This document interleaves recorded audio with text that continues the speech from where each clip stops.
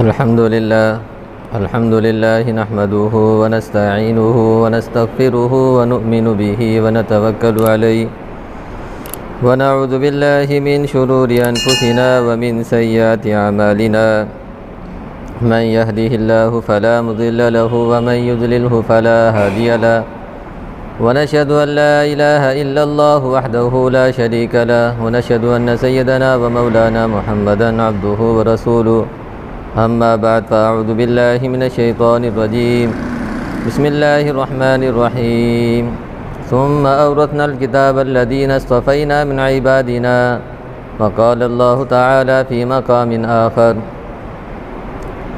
والربانيون والأحبار بما استحفظوا من كتاب الله قال النبي صلى الله عليه وسلم خيركم من تعلم القرآن وعلمه صدق الله العظيم وصدق رسوله النبي الكريم۔ میرے کافر احترام بزرگ عزیزو، طلباء کرام، میں نے آپ کے سامنے جو ہے قرآن پاک کی ایک دو آیت تلاوت کی۔ ان آیت مبارکہ میں اللہ رب العزت نے جو ہے اللہ والوں کی، رب والوں کی، علماء کرام، مشائخ اعظام کی فضیلت کو، اہمیت کو بیان کیا ہے۔ اللہ فرماتے ہیں ربانیون، ربانیون یعنی اللہ والے، رب والے، والاحبار، احبار جمع حبر کی، اس سے مراد ہے علماء کرام، مشائخ اعظام۔ تو اللہ رب العزت فرماتے ہیں ربانیون علماء کرام، مشائخ اعظام، یہ جو ہے کتاب اللہ کی حفاظت کرنے والے ہیں، کتاب اللہ کی حفاظت کرنے والے ہیں۔ تو ہمارا جو مقصد ہے، علماء کرام کا جو مقصد ہے، یعنی قرآن پاک کی الفاظ کی بھی حفاظت کرنا اور قرآن پاک کی معانی کی بھی حفاظت کرنا۔ جس طرح حفاظ کرام جو ہے وہ الفاظ قرآنی کے محافظ ہیں، اسی طرح علماء کرام الفاظ معانی قرآن کے محافظ ہیں، اور محدثین کرام الفاظ حدیث کے محافظ ہے۔ تو اسی طرح فقہاء کرام جو ہے وہ حدیث معانی کے محافظ ہیں۔ حدیث کہتے ہیں بات کو، اور فقہ کہتے ہیں اس کی سمجھ کو۔ قرآن پاک کی آیت وما کان لہؤلاء القوم لا یکادون یفقہون حدیثا، اس طریقے سے آیت لا یکادون یفقہون حدیثا، اس قوم کو کیا ہو گیا، یہ بات ہی نہیں سمجھتے، حدیثہ بات، یفقہون سمجھتے نہیں ہیں، کہ بات کو نہیں سمجھتے۔ اور بات کی سمجھ پیدا ہوتی ہے علم سے، اور علم کی ابتدا ہوتی ہے نیت سے۔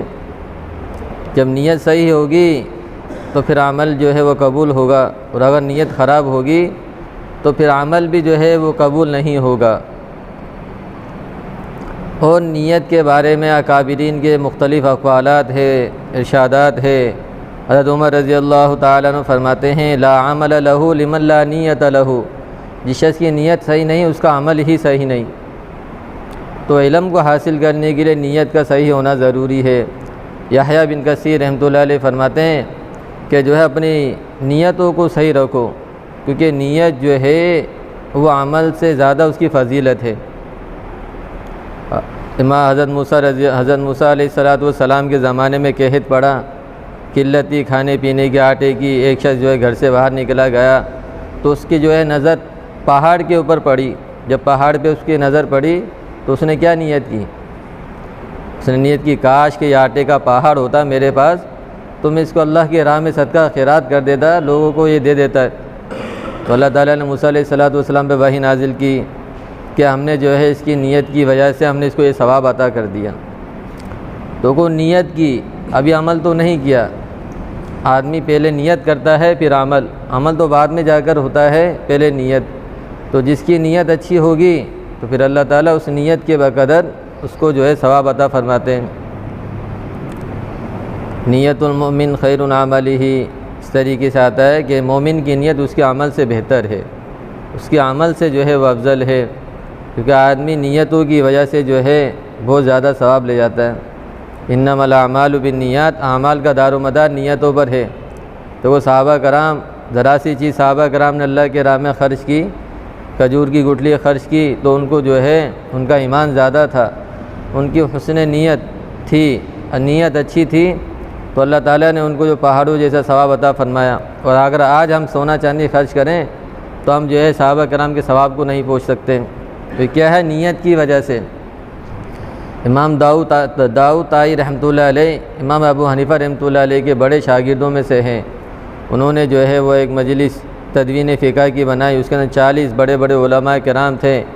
امام ابو یوسف جیسے کثیر الحدیث، اور جو ہے قاسم بن معین اور محمد بن حسن جیسے جو ہے ادب اور عربیت کے ماہر تھے، بڑے بڑے جو ہے علماء کرام تھے۔ تو ان کی جو ہے نیت کی وجہ سے اللہ تعالیٰ نے ان کو زبردست علم عطا فرمایا۔ سفیان ثوری رحمۃ اللہ علیہ وہ عمر کے اندر امام اعظم ابو حنیفہ رحمۃ اللہ علیہ سے بڑے تھے، لیکن جو ہے وہ ایک شخص ان کے پاس آیا تو دیکھا کہ حضرت سفیان ثوری رحمۃ اللہ علیہ کے پاس امام ابو حنیفہ رحمۃ اللہ علیہ کی جو ہے کتاب رکھی ہوئی، کتاب الرحان۔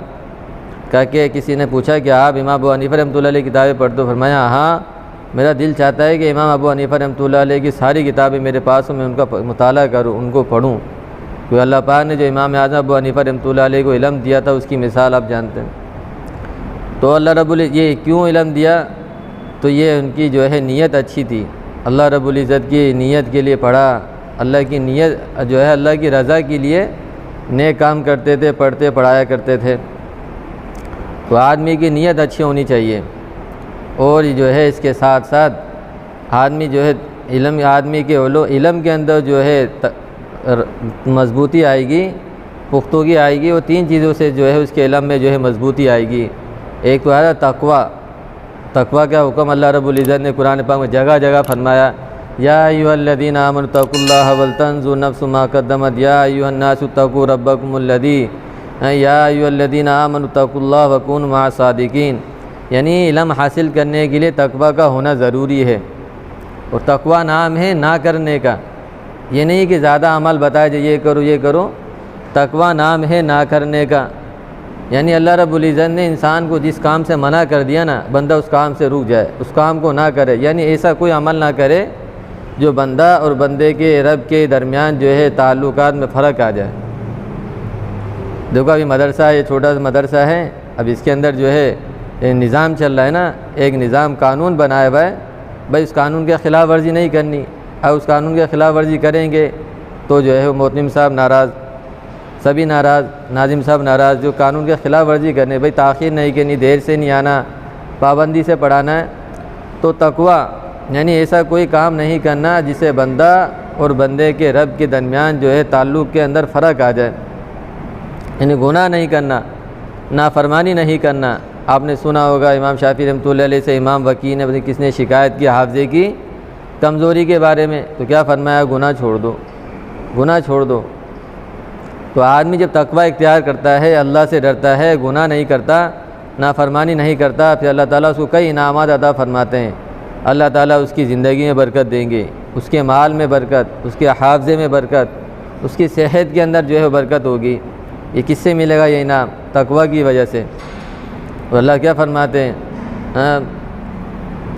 اگر یہ بستی والے وَلَوْ أَنَّا لَفَتَحْنَا عَلَيْهِمْ بَرَكَاتٍ مِّنَ السَّمَاءِ وَلَوْ أَنَّ أَهْلَ الْقُرَىٰ آمَنُوا وَاتَّقَوْا لَفَتَحْنَا عَلَيْهِمْ بَرَكَاتٍ مِّنَ السَّمَاءِ، اگر یہ بستی والے ایمان لاتے اور تقویٰ اختیار کرتے، تقویٰ اختیار کرتے تو ہم ان کے اوپر جو ہے زمین اور آسمان کی برکتوں کے دروازے کھول دیتے۔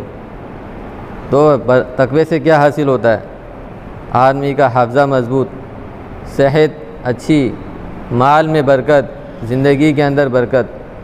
تو یہ تقوی کا اختیار کرنا علم کے لیے بہت ضروری ہے، بہت زیادہ ضروری ہے۔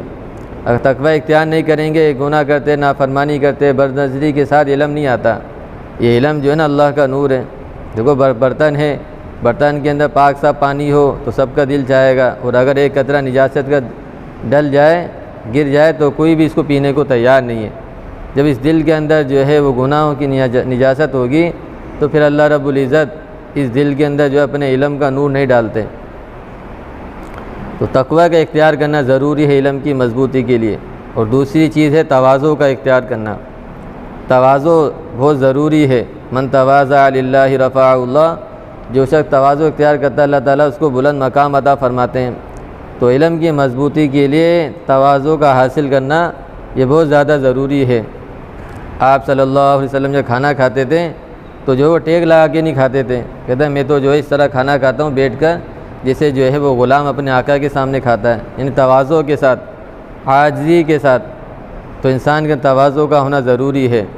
حضرت مولانا اشرف علی تھانوی رحمۃ اللہ علیہ کتنا تواضع تھا ہمارے اکابرین میں، بزرگان دین میں، ان میں تواضع تھا، اپنے آپ کو کچھ سمجھتے نہیں تھے، لیکن تواضع تھا، عاجزی تھی، لیکن حقیقت میں جو ہے وہ علم کے سمندر تھے، علم کے پہاڑ تھے۔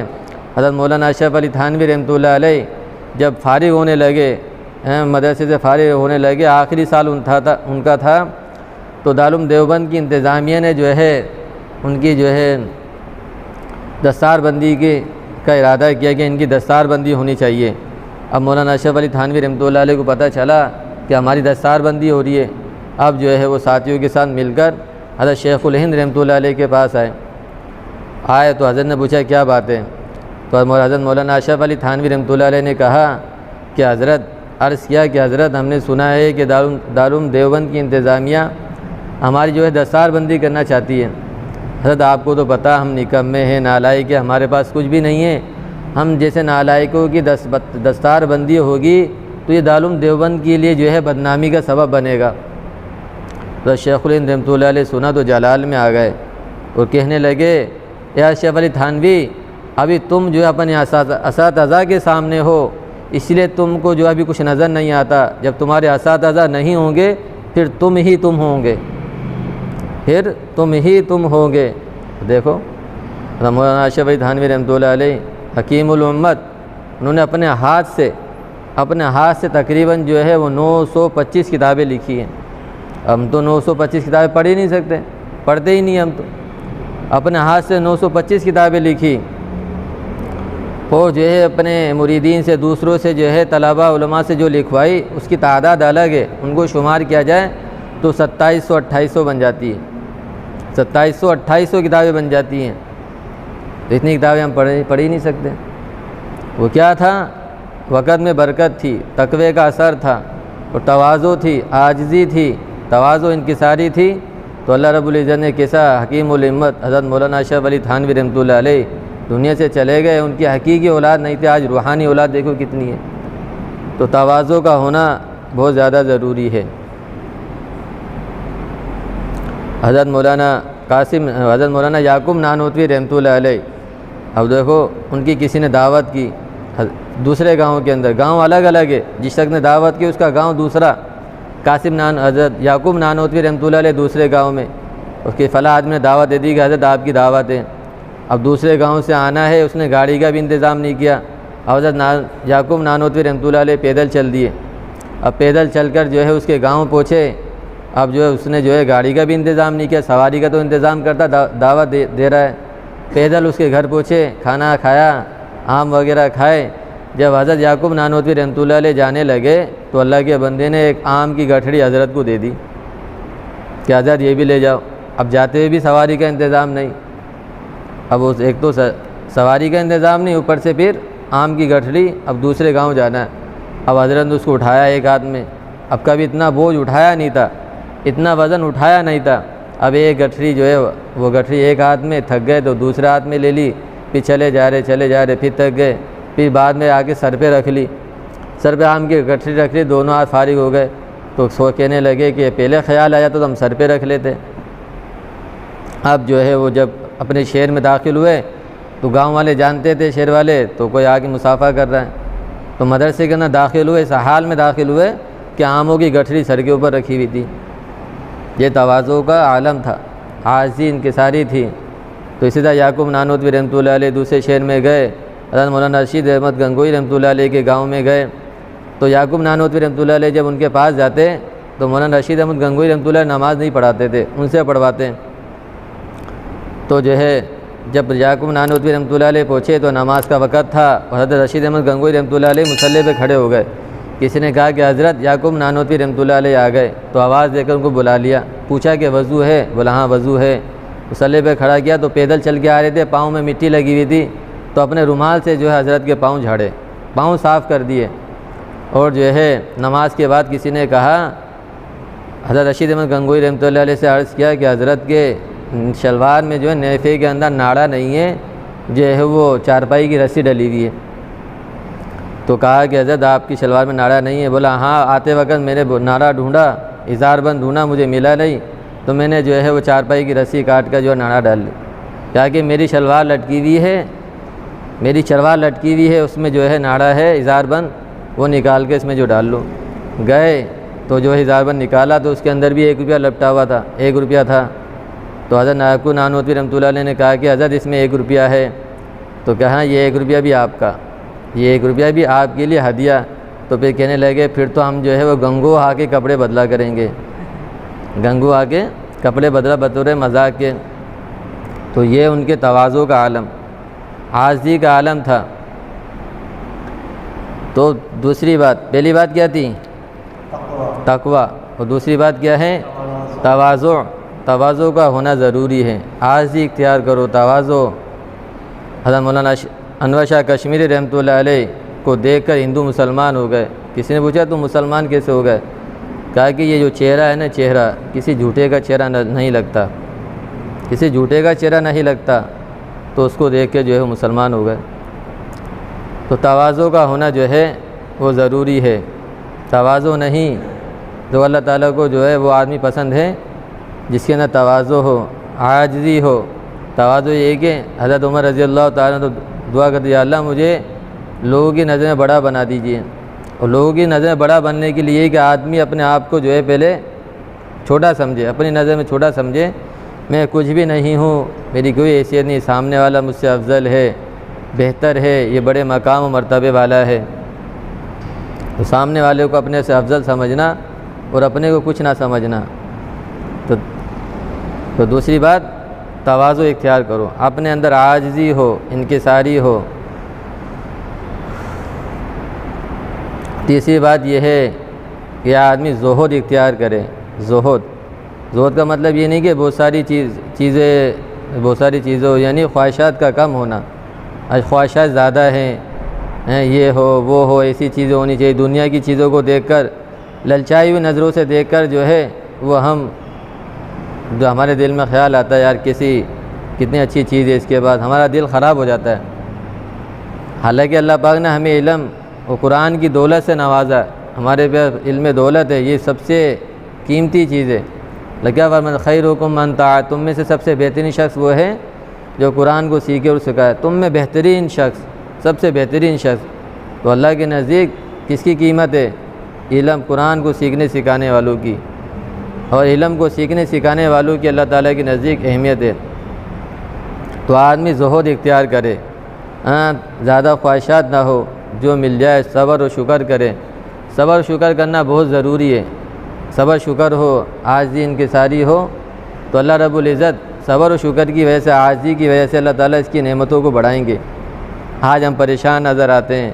آج دیکھو مولوی کا رزق، سب کا رزق اللہ کے ذمے ہے، لیکن آپ نے کبھی سنا کوئی مولوی جو ہے بھوک کی وجہ سے مر گیا؟ پہلے تعلیم میں پڑھتا نہیں ہے تو لوگ اس کو ڈراتے ہیں کہ مولوی بنے گا تو کھائے گا کہاں سے؟ جب مولوی بن جاتے ہیں تو پھر کیا کہتے ہیں؟ مولوی کھاتا بہت ہے۔ مولوی پہلے پڑھے نہیں تھے تو کھاتے بہت ہیں، کھائے گا کہاں سے؟ وہ جب بن جاتا ہے تو مولوی کھاتے بہت ہیں۔ بھائی اللہ کھلاتا ہے، وہ کھلاتا ہے نا، تم تو نہیں کھلاتے۔ تو ہم جو ہے ان چیزوں کا اپنے اندر اختیار کریں، 3 چیزوں کو جو ہے ضروری اختیار کریں، تقویٰ، تواضع اور زہد۔ اور 2 چیزوں سے جو ہے علم کے اندر جو ہے نا، علم کے اندر گہرائی پیدا ہوتی ہے۔ دیکھو کثرت علم، زیادہ مطالعہ کرو گے تو اس سے آپ کا علم وسیع ہوگا۔ آپ کا علم کیا ہوگا؟ وسیع ہوگا۔ جتنا پڑھو گے، جتنا مطالعہ کرو گے، آپ کا علم بڑھتا چلا جائے گا۔ لیکن اگر عمل نہیں ہے نا، اس کے اندر گہرائی پیدا نہیں ہوگی، اور گہرائی پیدا ہوگی عمل سے۔ پڑھنے کے ساتھ ساتھ عمل بھی کرو گے، اعمال صالحہ بھی اختیار کرو گے، تو پھر آپ کے عمل جو ہے علم کے اندر گہرائی پیدا ہوگی۔ پھر آپ کو جو ہے نا خود باتیں سمجھ میں آئے گی، بھئی کیا کرنا چاہیے، اس مسئلے کا حل کیا ہوگا، اس مسئلے کا حل یہ نکلے گا۔ تو پھر آپ کے اندر اللہ تعالیٰ استعداد پیدا کریں گے جب آدمی عمل کرے گا۔ تو جو ہے تقوی بھی اختیار کیا جائے، تواضع بھی اختیار کرنے کی کوشش کرے، اور زہد بھی، اور جو ہے کثرت مطالعہ، زیادہ سے زیادہ مطالعہ بھی ہو، کتابوں کا مطالعہ، دینی کتابوں کا، درسی کتابوں کا مطالعہ، اس سے علم میں اضافہ ہوگا، اور اس کے ساتھ اعمال صالحہ اختیار کرنا بہت زیادہ ضروری ہے۔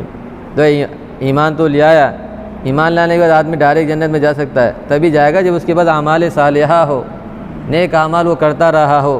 ایک آدمی ایمان لے آیا لیکن اعمال صالحہ نہیں کرتا رہا، گناہ کرتا رہا، تو وہ کہاں جائے گا؟ جہنم میں جائے گا، وہاں پہ جو ہے وہ اپنی سزا بھگت کر پھر جو ہے وہ جنت میں جائے گا۔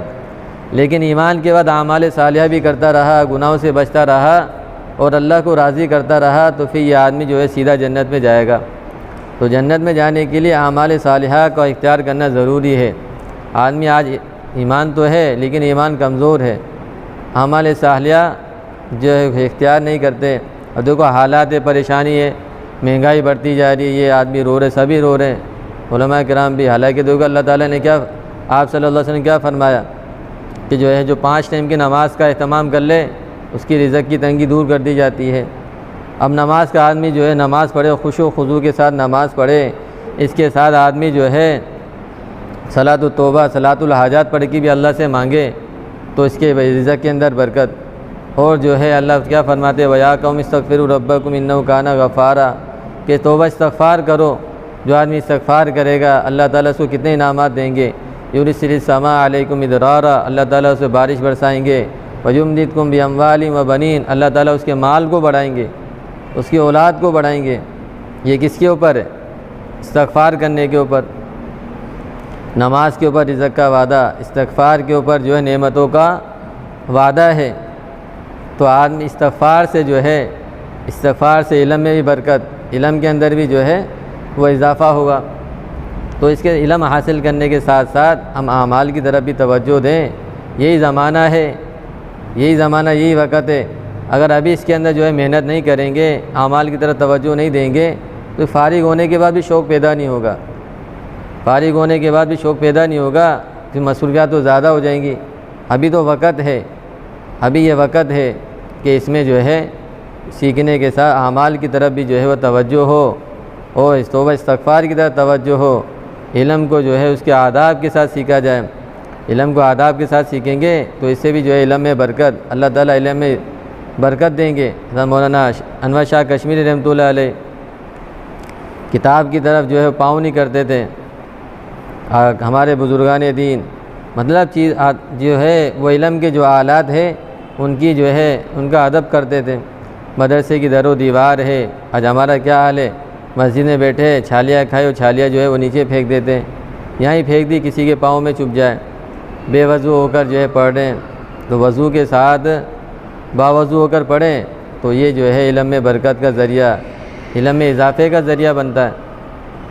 تو علم کے آداب کی جو ہے، علم کے جو آلات ہے ان کے آداب کی رعایت کی جائے، علماء کے اپنے اساتذہ کا ادب و احترام ہو۔ حضرت مولانا